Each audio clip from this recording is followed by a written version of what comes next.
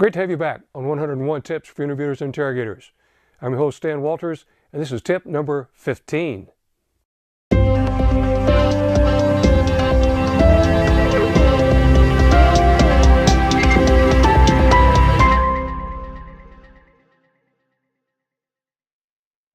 We're up to tip number 15 of our 101 Tips for Interviewers and Interrogators. The best interview environment for the best analysis is going to be an interview that's conducted face-to-face. Many times we are asked to review cases, and I'm asked to review cases that use just audio or a DVD or a handwritten statement. There's limitations to each one of those. The best is going to be face-to-face. Reason being, number one, you can see the subject, you can hear their behaviors or hear their verbal cues, you can see the nonverbal behaviors.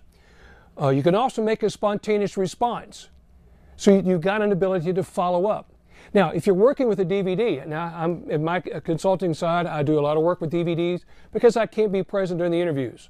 In the case at this point, sometimes it's gone quite a while before or since the interview has occurred or since the crime or the event has occurred that I'm reviewing. The disadvantage of DVD, yeah, I can see it. I can hear the quality of the subject's voice, I can hear the content of their speech, but I'm denied the ability to follow up. We lose that spontaneous reaction. Remember, you're never going to get this setting, this environment back again. You're never going to get your subject in that specific cognitive and emotional state like you had that first time. I've done audio work. Now, the disadvantage for audio, think about it. You can hear the subject, hear the question, hear responses, but I'm missing the nonverbal behavior. And the nonverbal behavior, sometimes there are cues that are contradictions, where the voice and the body, or the voice and the words are one thing, but the body tells you something else. There's also a beautiful display of micro expressions that could be going on that we're going to miss, and we lose that spontaneity. Now, disadvantage of a written statement, we can get some pretty good statements with written statements, but you're missing about 60% of the output. Now, we can get very accurate with the 40% of data that we have, but you're still missing a good bit of other output and communication, non-verbal and voice quality, and in the body language. And once again, you lose spontaneity. Now, the disadvantage of the subject writing the statement is obvious. People don't like to write, and you don't get very much detail out of that.